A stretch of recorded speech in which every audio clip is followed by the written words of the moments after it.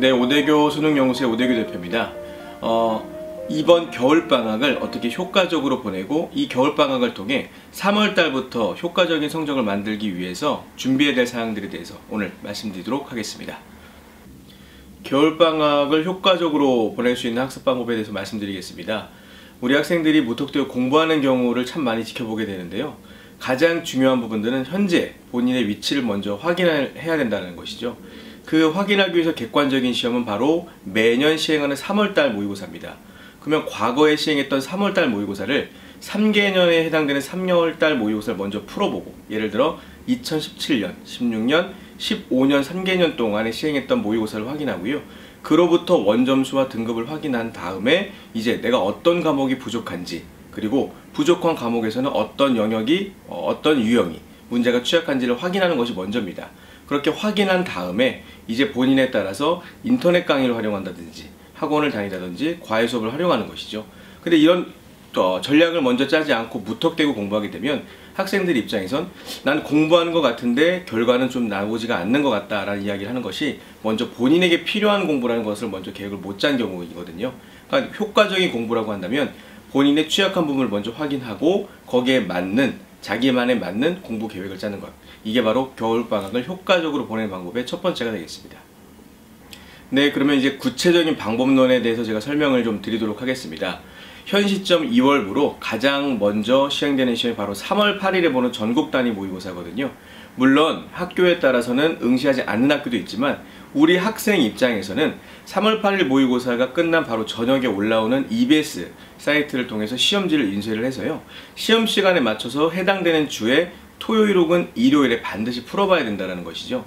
그 자료를 통해서 본인의 원점수를 체크하고 본인의 성취도를 확인할 수 있기 때문에 역으로 생각한다면 현 시점 2월 달에는 과거에 출제되었던 기출문제들, 3월 달에 시행했던 기출문제들을 먼저 푸는 것이 너무나 중요합니다. 그 기출문제들을 통해서 내가 어디 유형이 약한지, 그리고 그 유형을 갖다 보강하기 위해서는 반드시 EBS를 활용해서 무료로 강의를 확인할 수 있는 인강을 활용해서 개념 공부라든지 개념서를 확인하든지 이런 작업들을 통해서 본인의 성취도를 높이는 방향으로 공부를 해야 된다는 것이죠. 물론 학생들 입장에선 본인이 열심히 하고자 하는 마음 때문에 먼저 선행학습을 먼저 진행하는 경우가 있는데요. 중요한 것은 다지는 기간들이 반드시 필요하다는 것이죠. 다지는 기간을 통해서 성취도를 확인을 먼저 하고 그로부터 성취도가 완성이 된 다음에는 다시 또 선행학습이라는 걸 통해서 다음 학기들을 준비할 수 있는 이런 부분들이 바로 2월 달에 효과적으로 준비할 수 있는 전략이 되겠습니다. 학생들 입장에선 기출문제의 중요성에 대해서 의문이 든다는 이야기를 제가 많이 전해드렸거든요. 가장 중요한 부분들은 기출문제를 통해서 현재의 성취도를 확인한다는 부분, 그리고 물론 내신에 직접적으로 반영되는 성적으로 들어가진 않지만 기출문제라고 하는 부분들은 전국 단위의 모의고사를 시행하는 거거든요. 이 전국 단위라고 하는 것을 통해서 현재 본인의 객관적 위치를 확인할 수가 있다라는 부분이 첫 번째고요. 또 하나는 3학년도 마찬가지, 2학년도 마찬가지, 그리고 1학년도 마찬가지입니다만 기출문제 범위를 벗어나는 새로운 문제는 없다라는 것이죠. 다시 말씀드리면 1학년과 2학년에 해당되는 모의고사는 1년에 4번에 시행합니다. 3월, 6월, 9월, 11월에 모의고사가 시행이 되는데 이 모의고사를 가장 효과적으로 준비할 수 있는 방법들은 과거에 출제되었던 기출문제를 준비하는 것보다 더 좋은 방법이라는 게 있는 것이 절대 아니거든요. 마찬가지로 3학년을 기준으로 말씀드린다고 하더라도 3월 달에 시행하는 모의고사부터 시작해서 가장 중요한 6월, 9월 평가원 모의고사, 그리고 그 모의고사가 그대로 11월 수능에 연계되는 특징을 이해한다고 한다면 우리 학생들 입장에서 기출문제가 비단 성적에 들어가지 않으니까 중요하지 않다, 이런 부분들이 아니라 내 성취도를 확인하고 그로부터 공부 계획을 효과적으로 계획하고 그로부터 수능을 예상하면서 공부할 수가 있다. 1학년, 2학년은 모의고사를 예상하면서 공부할 수 있다. 이런 측면을 좀 이해했으면 좋겠고요.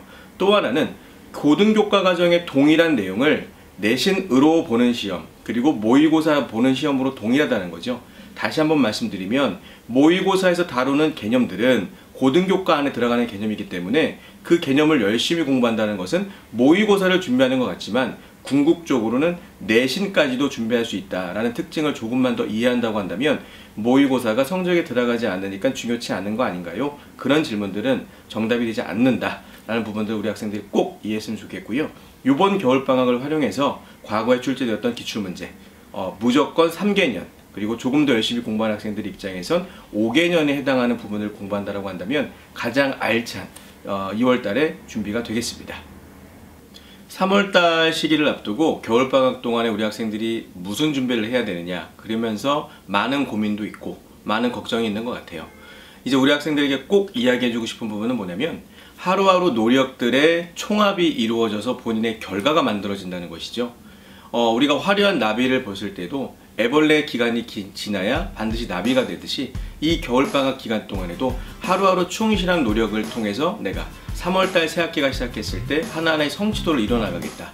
그런 부분들에 대한 마음가짐 그리고 마음 자세를 통하면 하루하루 노력에 대한 중요성, 그리고 하루하루 충실히 보내기 위해서 내가 어떻게 생활하는지에 대한 기록, 그걸 통해 계획을 짜는 부분들은 너무나 중요하겠습니다. 알찬 겨울방학을 보내시면 좋겠습니다.